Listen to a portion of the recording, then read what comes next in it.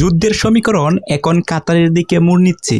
কারণ এই যে যুদ্ধটা হইতেছিল ইরান এবং যুক্তরাষ্ট্র এবং ইসরায়েল মাঝে, এখন হঠাৎ হঠাৎ করে সেটার একটা সমীকরণ সেটা কিন্তু চেঞ্জ হয়ে যাচ্ছে এবং ইরান কিন্তু ব্যাপকভাবে হামলা করার চিন্তা ভাবনা করতেছে কাতারের উপর। এখন প্রশ্ন হচ্ছে হঠাৎ করেই কেন কাতারের দিকে তারা নজর দিল, ইরান কেন কাতারের ক্ষতি করতে চাচ্ছে?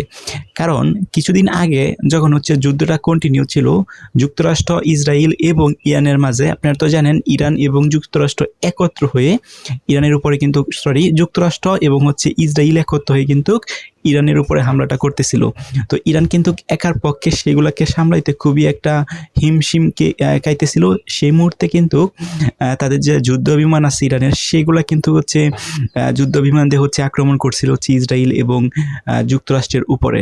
কিন্তু তখন হঠাৎ করে দুইটা যুদ্ধ বিমান কিন্তু বিধ্বস্ত, ধ্বংস হয়। সেটা কাতারের আকাশ সীমায়, এবং সেই কাতারের আকাশ সীমা থেকে এই তিনজনের বিমানের যে পাইলট আছে তাদেরকে নাকি গ্রেপ্তার করে কাতারের প্রশাসন, এবং গ্রেপ্তার করে তাদেরকে আটক রাখা হয়, অর্থাৎ জীবিত তাদেরকে আটক রাখা হয়। এরকম একটা চাঞ্চল্যকর তথ্য কিন্তু এখন উঠে এসেছে।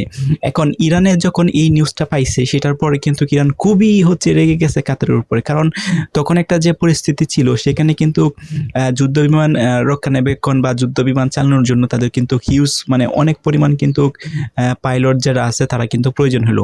এমন অবস্থায় তিনজন গুরুত্বপূর্ণ পাইলটকে নাকি কাতার প্রশাসন তাদেরকে জীবিত উদ্ধার রাখে, এবং সেখানে অনেক দিন ধরে জীবিত উদ্ধার করার পর সেখানে অনেক দিন ধরে সেখানে আটকে রাখে, এবং তাদের যে ফ্যামিলি বা পরিবার আছে সেই পরিবারের সাথে যোগাযোগ বা কানেক্টিভিটি করার কোনো সুযোগই দেওয়া হয় নাই।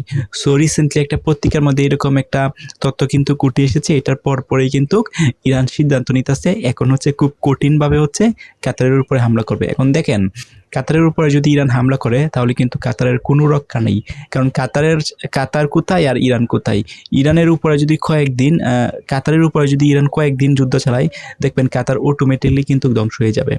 তো এই নিউজটা আসার পর যখন খুবই রাগ হয়েছে ইরান, এমন মুহূর্তে কাতার থেকে আরেকটা সংবাদ আসছে, সেটা কাতার টোটালি বিষয়টাকে রিফিউজ করছে বা না করে দিয়েছে। অর্থাৎ কাতার থেকে জানানো হয়েছে তাদের যে 3 পাইলটকে তারা জীবিত উদ্ধার করতে পারে নাই, অর্থাৎ বিমান যে সময় ধ্বংস হয়ে গেছিল তখন তাদের যে 3 পাইলট ছিল তারা মারা গিয়েছিল, এবং সেই মারা যাওয়ার একজন পাইলটের মরদেহ তারা উদ্ধার করে, আর 2 জন পাইলটের মরদেহ কিন্তু তারা উদ্ধার করতে কিন্তু সক্ষম হয় নাই।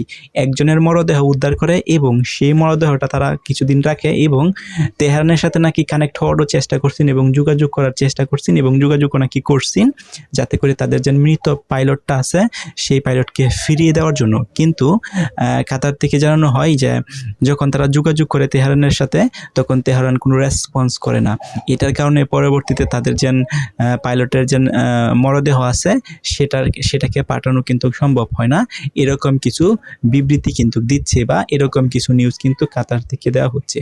এখন এটা কিন্তু একটা ইনভেস্টিগেশনে আছে।